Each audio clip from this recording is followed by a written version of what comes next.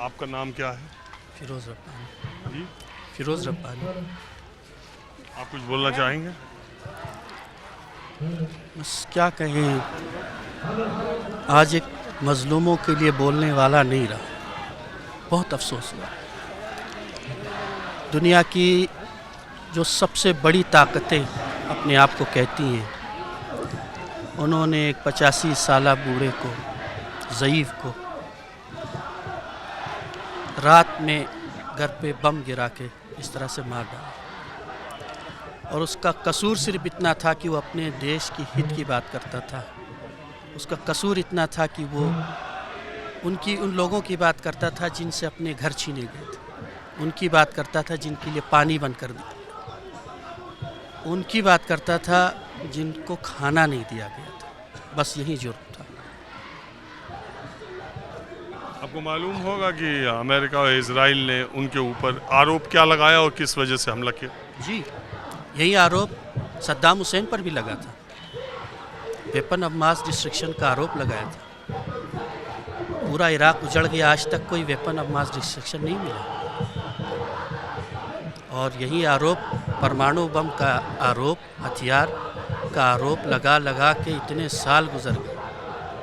IAEA की सारी team जांच कर चुकी, सब ने कहा कुछ भी नहीं है, फिर भी आप मानने को तैयार नहीं।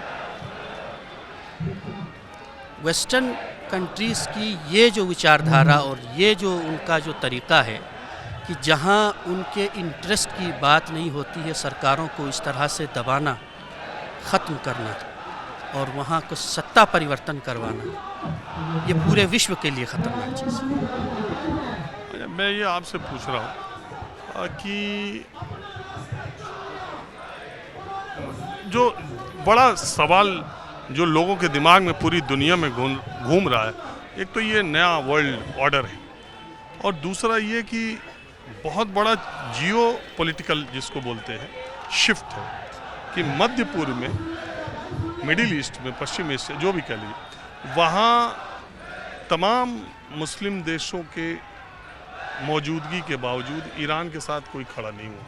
उल्टे ईरान को उन देशों पर हमला करना पड़ा, आपने देखा ही होगा। वो इसलिए है कि वो देश की जनता का स्टैंड नहीं है। उन देशों में इनके कुछ किराए के लोग बिठाए गए हैं, वो उनका स्टैंड है। वरना कल जब ईरान ने रिटेलिएशन में बहरीन और दूसरी जगहों पे जब अमेरिकन बेसिस को टारगेट किया, वहाँ की जनता जश्न मना रही थी, लेकिन वहाँ के रूलर्स खुश नहीं थे। तो ये आप जिन मुस्लिम देशों की बात कर रहे हैं, वो तो सब उन्हीं के बिठाए हुए किराए के लोग हैं। और दिलचस्प बात ये है, ईरान के ख़िलाफ़ इन्होंने डिक्टेटरशिप का झंडा उठा के हमला किया कि यहाँ डिक्टेटरशिप है। गल्फ़ के अंदर, मिडिल ईस्ट के अंदर इनके जितने भी साथी हैं, सब के सब डिक्टेटर हैं, सब के सब डिक्टेटर हैं। उन डिक्टेटर्स के ख़िलाफ़ इनके मुंह से कुछ भी नहीं निकलता है। तो दुनिया तो देख रही है कि ये डबल स्टैंडर्ड्स, इनके वेस्टर्न कंट्रीज़ का जो डबल स्टैंडर्ड है, वो पूरी दुनिया के लिए ख़तरनाक चीज़ है। अभी 1.5 महीने पहले एक 12 दिन का वॉर हुआ था दोनों, उसके बाद खामनेई साहब के खिलाफ या मौजूदा सरकार के खिलाफ या सिस्टम के खिलाफ ईरान में भी लोग कहते हैं सड़कों पर आए थे। और उसको कैसे आप देखते हैं? क्योंकि जो दूसरे देख रहे हैं, नेतन्याहू और ट्रंप क्या बोल रहे हैं? देखिए, वो जो 12 दिन की जंग के बाद हाल में जो लोग सड़कों पर आए, गवर्नमेंट ने भी कहा कि कुछ मांगे लोगों की जेन्युइन मांगे। क्यों? क्योंकि महंगाई बहुत ज़्यादा थी, इन्फ्लेशन बहुत ज़्यादा था, जिसके चलते लोगों की परेशानियाँ थी, वो जेन्युइन थी। सरकार ने उसको वेलकम किया और प्रोटेस्ट को वेलकम किया, लेकिन लोगों को गिरफ्तार किया। जी, लेकिन गिरफ्तार कब किया? जब इन प्रोटेस्टर्स के दरमियान टेररिस्ट जिन्होंने आम लोगों को गोलियां मारी, आम लोगों के छुरियां मारनी शुरू की, मस्जिदों को आग लगाना शुरू किया, धार्मिक स्थल को आग लगाना शुरू किया, पुलिस कर्मचारियों को जिंदा आग जलाना शुरू किया। तो ये तो प्रोटेस्टर्स नहीं करते, ये तो प्रोटेस्ट करने वालों का तरीका नहीं। और आप देखते हैं कि जैसे ही लोगों को ये आभास होने लगा कि ये हमारी भीड़ में कुछ भेड़िए घुस आए हैं जो पूरे मूवमेंट को, इस प्रोटेस्ट के डायरेक्शन को डिरेल करना चाहते हैं, स्वयं लोगों ने एक्शन लिया और ख़ुद ही लोग पीछे हटे। थोड़े कुछ दिन ठंडा हुआ मामला और फिर लोग सड़कों पर आए और सड़कों पर आकर लोगों ने स्पष्ट रूप से ये कहा, हम सरकार के खिलाफ हैं इन नीतियों के, जो आर्थिक नीतियों को चलते हमारी यहाँ आर्थिक प्रॉब्लम्स आई हैं, लेकिन इसका मतलब ये नहीं है कि बेगुनाह लोगों को मारा जाए। तो जहाँ भी प्रोटेस्ट हुआ ईरान में, उसका मिसयूज़ किया गया, उसके अंदर उनके एजेंट्स ने इस तरह की कार्रवाई की। ट्रंप ने और नेतन्याहू ने खुलेआम कहा कि हमारे एजेंट सड़कों पे घूम रहे हैं, ट्वीट किया उन्होंने। तो ये उनके लोग थे जो कर रहे थे। अब ये सवाल बहुत लोगों के दिमाग में है कि निश्चित रूप से ये पता नहीं कौन सा विश्व बनता चला जा रहा है जिसमें वेनेजुएला के राष्ट्रपति को उसके देश से उठा करके ले आके गिरफ्तार करके अमेरिका अपने देश में मुकदमा चलाने की बात करता है और दुनिया के मुल्क देख रहे हैं कौन क्या बोल रहे हैं। अभी यह हमला हुआ, पूरी की पूरी एक देश की टॉप लीडरशिप ईरान की ख़त्म कर दी गई। लेकिन दूसरी तरफ ये जो न्यूक्लियर का लेकर के कि न्यूक्लियर पावर करके ईरान ही एक ऐसा देश था जो तन के खड़ा था और फिलिस्तीन के लिए या अमेरिका या इजराइल को सबसे बड़ा ख़तरा वो लगता था। इसकी वजह से आपको लगता है कि जो 79 से इस्लामिक रिवॉल्यूशन हुआ है और उसके बाद के जो सैंक्शंस हैं अंतर्राष्ट्रीय स्तर पर, इतने प्रतिबंध हैं अमेरिका को या ईरान को, आपने खुद ही कहा उनकी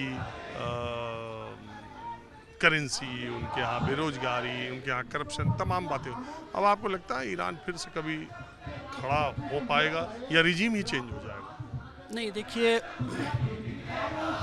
इसमें कोई दो राय नहीं कि वहाँ समस्याएं हैं, इसमें कोई दो राय नहीं है कि रास्ता सख्त है, इसमें कोई दो राय नहीं है कि परेशानियाँ ज़्यादा हैं और आगे ज़्यादा आ सकती है। लेकिन जहाँ तक ईरान की इस 40-45 साला इनकलाब की तारीख़ है, उसको मद्देनज़र रखते हुए ये कहा जा सकता है कि ये कौम इतनी जल्दी और आसानी से घुटने टेकने वाली कौम नहीं है। ये अपने मान सम्मान के लिए लड़ेगी और ईरान फिर से खड़ा होगा, मजबूती के साथ खड़ा होगा।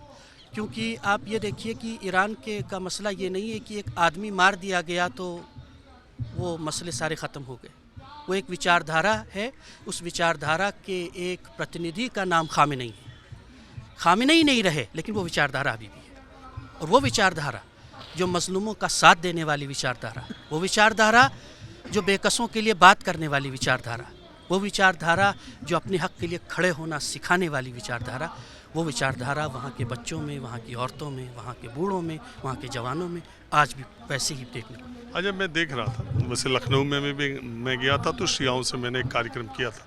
यहाँ भी मैं देख रहा हूँ जितने महिलाएं पुरुष आ रहे हैं। अब खामनेई साहब की तस्वीरों को देख करके उनकी आंखों में आंसू रोने पड़ लग रहे हैं। ये जब आप लोगों को पता चला इस अटैक के बारे में और अमेरिका ने जब दावा किया तो इंस्टेंट रिएक्शन उस समय आप लोगों को यकीन हुआ था कि इतना विध्वंसकारी हमला होगा? और किस तरह का अटैचमेंट आप वहाँ से फील करते हैं खामनेई से, ये मैं जानना चाहता हूँ। क्योंकि जिस तरह से आपके देखने वालों को मैं ये स्पष्ट रूप से बता दूँ कि खामनेई साहब सिर्फ एक पॉलिटिकल लीडर नहीं थे। बहुत सारे लोगों को यहाँ ये लगता है कि एक पॉलिटिकल लीडर के लिए इतना शोर मचाया जा रहा है, ऐसा नहीं है। खामनेई साहब एक पॉलिटिकल लीडर होने के साथ साथ एक स्पिरिचुअल लीडर थे, एक रिलीजियस लीडर थे। और हमारे यहाँ बच्चा जब 15 साल का हो जाता है, मैच्योर हो जाता है, उसको अपनी जीवन शैली को तय करने के लिए जिस तरह से एक गुरु के साए में अपनी ज़िंदगी गुजारनी होती है, ये हमारे यहाँ अनिवार्य होता है। खामनेई साहब हमारे वो गुरु थे जिनकी तालीमात और जिनका मार्गदर्शन लेकर उनकी तालीमात के साए में हर इंसान अपनी ज़िंदगी, अपनी इबादत और अपने तमाम कार्यों को करता था। तो खामनेई साहब से अटैचमेंट एक बच्चे से लेकर बूढ़े तक का इसलिए है क्योंकि वो अपनी ज़िंदगी की हर चीज़ उनसे पूछे करता है, उनके मार्गदर्शकों पे चलने की कोशिश करता है। इस वजह से उनसे अटैचमेंट बहुत ज़्यादा है। नहीं, आप हिंदुस्तान में हैं, वो ईरान में है। नहीं, एक मिनट, शिया धर्म के वो सर्वोच्च नेता धार्मिक गुरु माने जाते हैं। तो यहाँ से आपका उनसे कनेक्ट किस तरीके से, जैसे आम लोग ये समझते होंगे, मैं जानना चाहता हूँ। मैं ये बता रहा हूँ, जिस तरह से भारत के अंदर एक बहुत बड़ी माइनॉरिटी बस्ती है, ईसाई कम्युनिटी है। ईसाई भारत में रहता है लेकिन उनका धर्म गुरु पॉप होता है। यहूदी यहाँ है लेकिन उनका जो सबसे बड़ा चीफ रबी है वो इसराइल में है। इसी तरह से बहुत सारे धर्म के गुरु हैं। अमेरिका में कोई हिंदू रहता है, वो हिंदू वहाँ है लेकिन उसका शंकराचार्य धर्मगुरु तो भारत में है ना। तो सीमाएं कभी आध्यात्म, धर्म और ज्ञान के लिए पॉलिटिकल सीमाएं बाध्य नहीं होती। खामिनेई साहब को पूरी दुनिया में इसी रूप से उनको देखा जाता था, उनको माना जाता था, क्योंकि वो एक स्पिरिचुअल गुरु थे। पॉलिटिकल लीडर वो ईरान की टेरिटरी के लिए थे, लेकिन पूरी दुनिया के लिए एक आइडियल, एक अच्छे इंसान जो हमेशा सच का साथ है, स्पिरिचुअलिटी के एक गाइड की हैसियत से उनको जाना जाता है। अच्छा, इसमें शिया और सुन्नी, इसमें कोई बात है? और उस मुस्लिम कंट्रीज और वर्ल्ड वाइड मैं पूछ रहा हूँ, या इंडिया में भी? देखिए, इसमें दो तरह के नज़रियात हैं। एक तो जो मैंने जैसा आपको कहा कि शियों के यहाँ तो ये अनिवार्य है कि एक धर्म गुरु के अंदर जो है आपकी अपनी जीवन शैली को तय करना, जीवन गुजारना है, उनकी गाइडेंस में। तो उस तरह से शियों का तो एक नेचुरल अटैचमेंट है। लेकिन हमारे बरादरान जो अहले सुन्नत हैं दीगर कम्युनिटी से, उनके यहाँ ये अनिवार्यता नहीं थी। लेकिन वो जो मोहब्बत करते थे सैयद अली खामेनेई साहब से, वो इस बुनियाद पर कि सैयद अली खामेनेई कभी भेदभाव नहीं करते थे, शिया सुन्नी का भेदभाव नहीं किया उन्होंने। आज आप देखिए, सैयद अली खामेनेई ने अपनी जान दी, किस लिए? फ़िलिस्तीन के लिए। फ़िलिस्तीन में एक शिया नहीं है, फ़िलिस्तीन शिया मुल्क नहीं है। एक सुन्नी मुल्क के लिए एक शिया धर्मगुरु ने अपनी जान दे दी। इस वजह से जो सुन्नी अवाम है, सुन्नी उलमा है, सुन्नी जनता है, वो उनसे प्यार करती है। आपने हमसे बात की, इसका बहुत शुक्रिया। आपने चीज़ों को रखा दर्शकों तक ये बात पहुंचाने के लिए कि पूरा मसला क्या है। आप जैसे लोगों से बात होती है तो बहुत शुक्रिया। बहुत धन्यवाद, बहुत शुक्रिया। हम बस आखिर में ये कहना चाहेंगे कि भारत एक अजीम मुल्क है। यहाँ की सरजमीन आध्यात्म, ज्ञान, प्रतिष्ठा और यहाँ की धरती में टॉलरेंस सबसे ज़्यादा पाया जाता है। और भारत की सरजमीन वो सरजमीन है जिसने हमेशा मज़लूमों का वेलकम किया है, पीड़ितों का वेलकम किया है। तो 140 करोड़ आवाम से मेरी ये गुजारिश है कि आज के इस पूरे मामले को भी मज़हब और धर्म के परिप्रेक्ष्य में न देखें, इसको इस एंगल से देखें कि एक मज़लूम की हिमायत करने वाला एक लीडर था, जिस पे अनानियत और जब्र करने वालों और बर्बरियत करने वालों ने अपनी गुंडागर्दी और मनमानी के ज़रिए से उसकी आवाज़ को बुझाने की कोशिश की। बहुत शुक्रिया।